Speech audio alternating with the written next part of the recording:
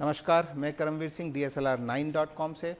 और इस वीडियो में हम कैनन के दो बेसिक एंट्री लेवल कैमरा आपस में कंपेयर करने वाले हैं। पहला कैमरा है कैनन का 1200D और दूसरा कैमरा है कैनन का 1300D। 1300D ने जो है वो 1200D को रिप्लेस किया है। दोनों ही 18 मेगापिक्सल के कैमरा हैं। 1200D जो है वो 2014 में रिलीज़ हुआ था और 1300D ने उसे जो है वो 2016 में रिप्लेस किया है। क्या 2 साल में टेक्नोलॉजी में इतना फ़र्क आया है या कैमरा में इतना इम्प्रूवमेंट हुआ है? आइए देखते हैं, समझते हैं क्या क्या बेसिक डिफरेंसेस हैं, कितना प्राइसिंग में फ़र्क है और आपको यदि इन दोनों में से एक कैमरा चूज़ करना हो तो कौन सा कैमरा चूज़ करें। तो आइए समझते हैं। सबसे पहले शुरू करते हैं कि इनमें क्या क्या फीचर्स हैं। तो दोनों ही जो हैं वो 18 मेगापिक्सल के कैमरा हैं और दोनों की ISO रेंज जो है वो भी सेम है। लो साइड पे ये जो 100 पे जाते हैं और हाई साइड पे ये 6400 पे जाते हैं, जिसे आप 12800 तक भी कर सकते हैं, लेकिन उनकी जो नेटिव रेंज है वो 6400 तक ही है। वीडियो रेजोल्यूशन में दोनों जो है वो फुल HD पे वीडियो रिकॉर्ड करते हैं, मैक्सिमम जो है 30 फ्रेम पर सेकंड पे। ऑटो फोकस यदि हम देखें तो दोनों में 9 ऑटो फोकस पॉइंट्स हैं और जो है वो कंटिन्यूस स्पीड में दोनों जो हैं वो 3 फ्रेम पर सेकंड की स्पीड से जो है वो शूट करते हैं और दोनों का वेट भी लगभग जो है वो बराबर है। तो ये बेसिक फीचर्स हैं, ये जो सेम है। तो दोनों में फ़र्क क्या है? तो मेजर जो उनमें जो फ़र्क है वो 4 मेजर जो है डिफरेंसेस हैं दोनों में। सबसे मेजर जो डिफरेंस है वो है इसका इमेज प्रोसेसर।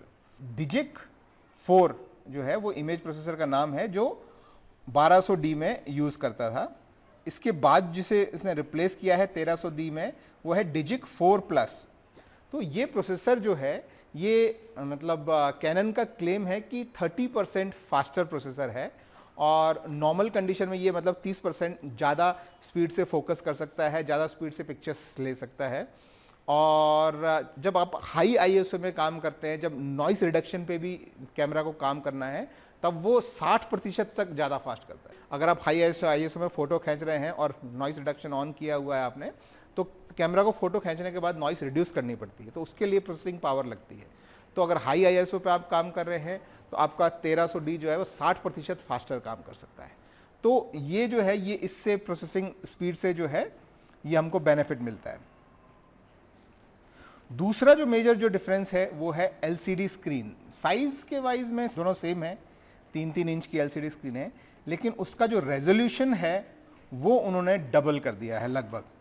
तो पहले जो है वो मतलब स्क्रीन में 460,000 मतलब 460,000 डॉट्स थे उसके, तो अभी 1300D में जो है वो डॉट्स इंक्रीज कर दिए हैं उन्होंने, लगभग 920,000 या 920,000 डॉट्स का डिस्प्ले कर दिया है, जो कि पुराने से डबल है। तो इसका मतलब है कि आपकी इमेज जो आपको LCD में दिखती है उसकी क्वालिटी आपको काफ़ी अच्छी दिखेगी 1300D में। मतलब खींचने की एक क्वालिटी है, लेकिन आप LCD में देख रहे हैं उसकी क्वालिटी आपको LCD में जो रेजोल्यूशन आपको दिख रहा है, जो क्वालिटी आपको LCD में दिख रही है, वो आपको काफ़ी अच्छी दिखेगी। तो ये जो है ये दूसरा मेजर डिफरेंस है। तीसरी जो चीज़ है वो है इसकी कंटिन्यूस शूटिंग। अगर हम देखें तो दोनों की आप देखेंगे कि दोनों जो है वो 3-3 फ्रेम पर सेकंड लेता है, लेकिन 3 फ्रेम पर सेकंड कितनी देर तक ले सकता है, ये एक इंपॉर्टेंट बात है। तो मान लीजिए आपने जो है वो शटर स्पीड को आपने जो है वो शटर को दबा के रखा और वो कंटिन्यूस 3 फ्रेम पर सेकंड पे रिकॉर्ड किया जा रहा है, लेकिन पुराना वाला जो डिजिक 4 प्रोसेसर था उसकी स्पीड स्लो थी। तो अगर मान लीजिए आप JPG में फ़ोटो खींच रहे हैं तो वो लगभग जो है 69 यानी 69 फ़ोटो खींचने के बाद वो रुक जाएगा, उससे ज़्यादा जो है वो कैश में प्रोसेस नहीं कर पाता है उसे। लेकिन 1300D जो है वो 1000 से भी ऊपर तक कंटिन्यूस फ़ोटो खींच सकता है। तो ये जो मेजर डिफरेंस आया है ये आया है डिजिक 4 प्लस प्रोसेसर की वजह से। तो ये एक कंटिन्यूस शूटिंग में फ़र्क है। दूसरा एक जो मेजर जो डिफरेंस है दोनों के बीच में वो है इनकी वायरलेस कनेक्टिविटी का। 1200D में कोई इस तरह की वायरलेस कनेक्टिविटी नहीं थी जिसके थ्रू आप अपने फ़ोन से या इंटरनेट से अपने कैमरा को जो है कनेक्ट कर पाएँ, अपने फ़ोटो अपलोड कर पाएँ। लेकिन 1300D में जो है उन्होंने वाईफाई भी ऐड किया है और NFC भी ऐड किया है। तो ये दो जो फीचर है ये काफ़ी हेल्पफुल है इंटरनेट से कनेक्ट या अपने फ़ोन से कनेक्ट करने के लिए। तो मेजर सिर्फ ये 4 जो है डिफरेंसेस हैं और इसके अलावा और कोई बड़ा जो है डिफरेंस नहीं है। इमेज क्वालिटी में थोड़ा सा फ़र्क है, मगर ज़्यादातर लोगों ने जिन्होंने यूज़ किया है उनके हिसाब से जो है इमेज क्वालिटी में कोई ज़्यादा जो है डिफरेंस नहीं है। अब बात करते हैं प्राइस की। प्राइस में अगर आप अमेज़ॉन पे या फ्लिपकार्ट पे देखें तो 1200D जो है वो आपको लगभग 21,000 रुपये का जो है पड़ता है, और 1300D जो है वो लगभग आपको 22,500 रुपये का पड़ता है। ये दोनों जो है उनका 18-55 का जो किट लेंस है उसके साथ ये प्राइस है, तो प्राइस में भी लगभग 1,500 का फ़र्क है। और 1300D ने 1200D को रिप्लेस किया है, और थोड़ा सा जो फास्टर है, थोड़ा सा वायरलेस और ये कनेक्टिविटी ऐड की है, ज़्यादा लंबे समय तक आप कंटिन्यूस शूटिंग में वो कर सकते हैं। सो 1300D जो है वो थोड़ा सा इम्प्रूव कैमरा है 1200D के ऊपर। यदि आपको 1200D से अपग्रेड करना है तो क्या आपको 1300D खरीदना चाहिए? नहीं, बिल्कुल नहीं। तब आपको जो है वो 750D या 760D की तरफ सोचना चाहिए। लेकिन यदि आपको पहला कैमरा खरीदना है और आपको इन दोनों में से एक चूज़ करना है कि 1200D खरीदें या 1300D खरीदें, तो मेरा सजेशन ये रहेगा स्ट्रांगली कि आप 1300D खरीदें। प्राइस में मार्जिनल डिफरेंस है, फीचर्स में इम्प्रूवमेंट है, स्पीड फास्टर है। तो इन दोनों में से यदि एक चूज़ करना है आपका पहले कैमरे के फॉर्म में तो 1300D। 1200D से अपग्रेड करने का अगर आप सोच रहे हैं तो 1300D आपके लिए ऑप्शन नहीं है। आपके लिए ऑप्शन है 750D या 760D।